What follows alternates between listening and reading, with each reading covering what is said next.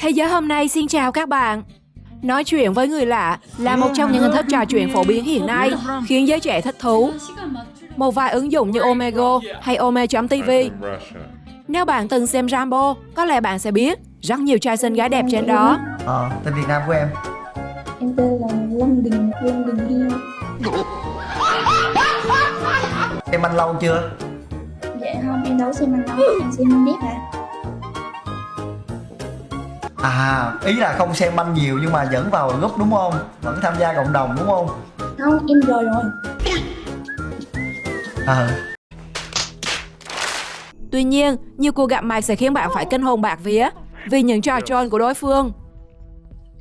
Rõ ràng là đang gọi video trực tiếp, chứ chẳng phải đang xem một video, mà có thể nào cắt ghép chỉnh sửa trong đó. Ấy vậy mà nhiều anh chàng, cô nàng vẫn có thể khiến người đang gọi cảm thấy hoang mang, thậm chí là lo sợ với nhiều tình huống xảy ra trong lúc nói chuyện. Hãy cùng thế giới hôm nay điểm qua 12 màn troll đáng sợ nhất khi chat với người lạ nhé.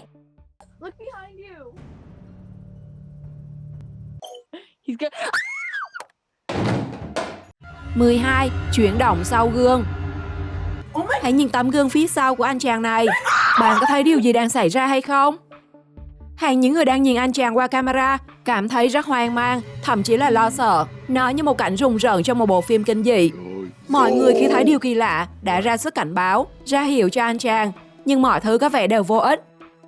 Đến phút cuối, khi sinh vật trong gương nhảy ra khỏi và xuất hiện trên màn hình, nhiều người đã hoảng sợ đến mức la toáng, thậm chí là nhảy ra xa khỏi màn hình. Behind me, only my reflection. How are you? I'm fine. Who is?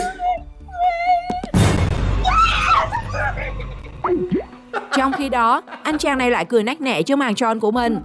Trên kênh YouTube có tên Macrobell của mình, anh chàng này cho thấy không chỉ màn troll với tấm gương, mà anh còn thực hiện rất nhiều màn troll khác.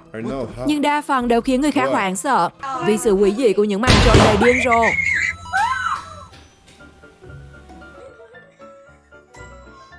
No, it's just my eye. 11. Trẻ em. Hẳn bạn từng nghe câu mặt học sinh nhưng thân hình phụ huynh. Câu nói ám chỉ những người dù đã lớn nhưng gương mặt của họ vẫn có nét trẻ em. Và đây là mô tả chính xác nhất về màn troll của anh chàng Elo này. Tham gia ứng dụng Omegle Chat với người lạ, những người vô tình được ghép với Elo mới đầu sẽ nghĩ mình đang nói chuyện với một cậu nhóc mới học cấp 2, bởi anh chàng chỉ để lộ mọi khuôn mặt khá non của mình. Thế nhưng với màn show chưa bắp tay cuồn cuộn cùng giọng nói chuẩn men của mình, anh chàng đã khiến không ít người phải giật mình và há hốc mồm. I don't know.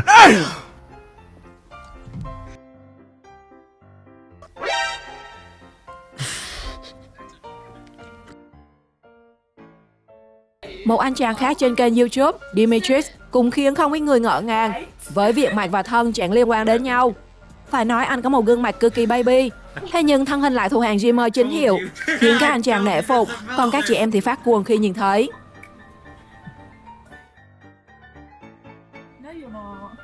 Let's see. Bro, man, let's see. Yeah. No, it keeps glitching. 10. Cuốn sổ Death Note. Bắt đầu cuộc trò chuyện, đối phương đang mở một cuốn sổ và mong muốn được vẽ chân dung của bạn chat trong 1 phút. Với sự tò mò, mọi người đã để anh chàng này thực hiện. Khi kết thúc màn thể hiện, mọi người đã khá thích thú. Yo, you're cool. Nhưng khoảnh khắc cuốn sổ được gấp lại, thể hiện chữ Death Note một cách không thể rõ hơn. Niềm vui của mọi người dần trở thành nỗi sợ hãi. Họ không ngờ hình ảnh của mình lại được lưu vào cuốn sổ tự thân. That's so good. Oh my god. Can I have your Instagram? Không chỉ vậy, mà một đồng hồ đếm ngược lại được để trước màn hình, khiến sự hoang mang càng dâng cao. Nhiều người chỉ biết ôm nhau, mong không có chuyện gì xảy ra. Có người thì sợ đến mức chạy mất dạng. Có anh chàng còn sợ đến mức tính dùng rìu để dập tắt chiếc đồng hồ đang chạy trên màn hình. Cũng may anh chàng chưa xuống tay, nếu không thì màn troll này có vẻ khá tốn tiền đấy.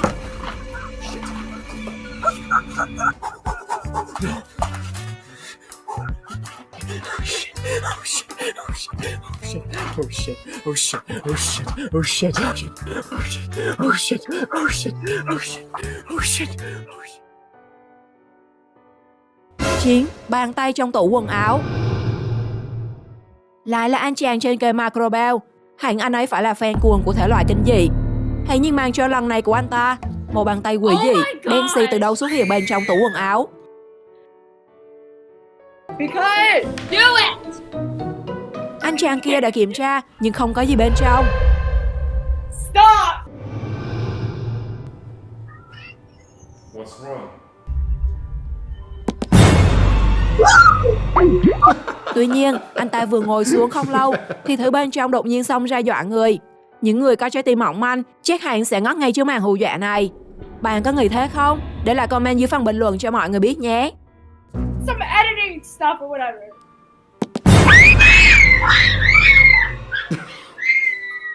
8. Chàng trai biết họ đang ở đâu. Không biết bằng cách nào, anh chàng Justin Smith lại có thể biết được địa chỉ của những người bạn mà anh ta chỉ mới gặp lần đầu. Nếu một người đoán được vùng miền nơi sống của đối phương, đó có thể là do họ nghe và phân biệt được nhờ giọng nói và phát âm. Điều kinh ngạc là Justin còn biết cả địa chỉ cụ thể nơi họ đang sống. Một điều thật phi lý. Tuy nhiên, như vậy vẫn chưa đủ độ tròn. Justin còn yêu cầu người bạn mới của mình hãy nhìn ra ngoài cửa sổ hay mở thử xem. Ngay lúc ấy, trên màn hình, anh chàng đã bất ngờ biến mất như phép thuật Win, khiến người đối diện cảm thấy bấn loạn ngay lập tức. Như thể họ sợ rằng anh chàng mới gặp sẽ đột ngột xuất hiện trước mặt họ một cách đầy kinh hãi. Are you from Washington? Yeah? Well, yo, I don't know if you ever heard of it, but I was just on. That's my street. How do you know that, bro? Dude, check outside your window.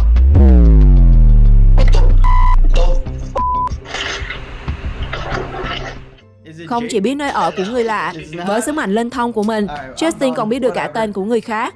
Điều này chắc chắn không phải ai cũng có thể làm được với người mới quen. Như trong video, ban đầu anh chàng cũng tỏ vẻ suy nghĩ và nói ra một cái tên chọn lớp. Nhưng rồi khi giả vờ đứng lên, tên của cô gái không biết từ bao giờ đã được viết sẵn lên lưng ghế.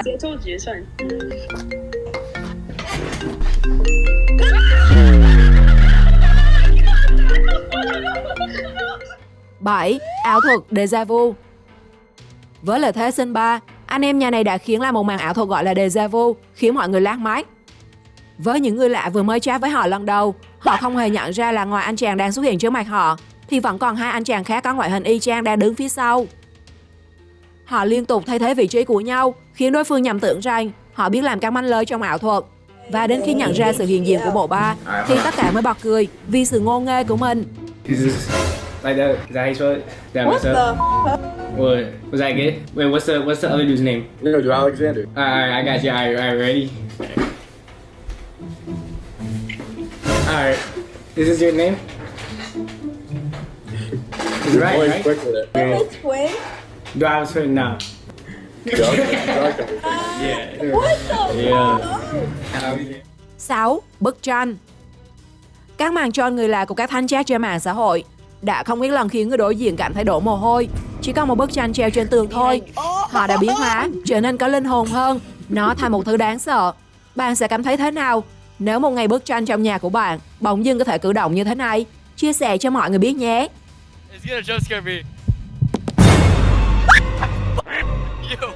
Tuy nhiên, người ta nói, núi này cao, còn có núi cao hơn. Thật không may cho anh chàng này, khi gặp cao thủ thách đấu, tính tròn người khác, nhưng ngược lại, người kinh ngạc lại là mình.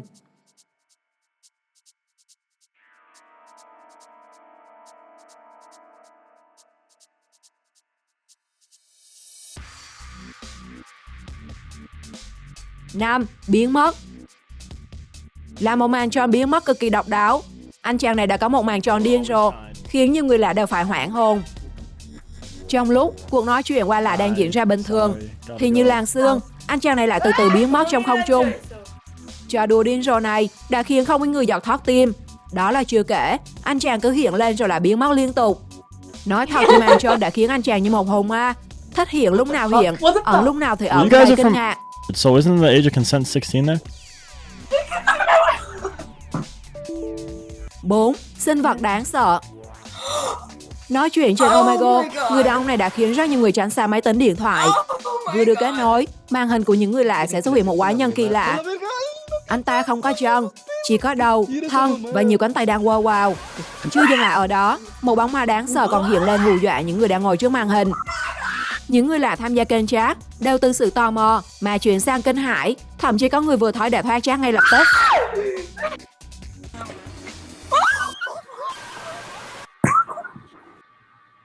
Oh my god.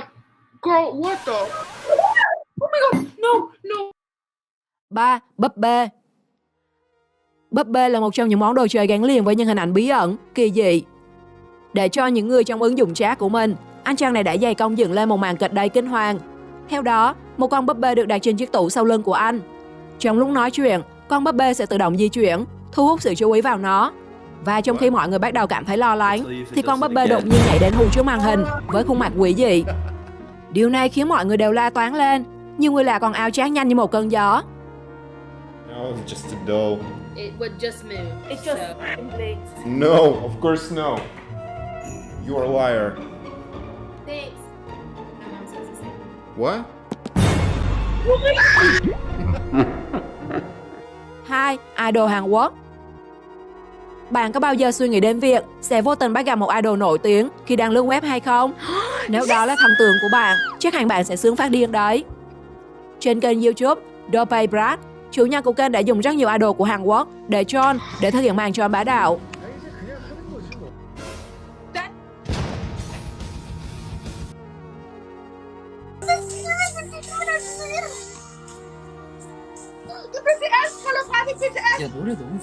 Nhiều người khi biết mình đang nhận cú lừa đã đứng hình mất 5 giây và dừng cuộc trò chuyện ngay sau đó.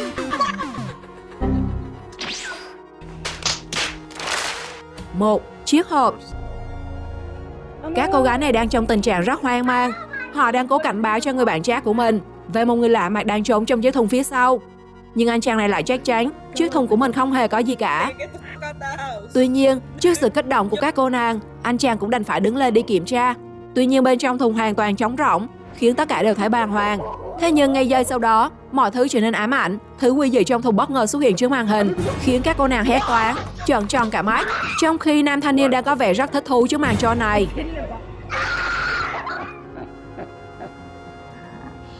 Bạn nghĩ sao về những màn troll điên rồ này? Chia sẻ cho mọi người biết dưới phần bình luận nhé. Đừng quên đăng ký để cập nhật thêm nhiều video thú vị khác. Chào tạm biệt và hẹn gặp lại.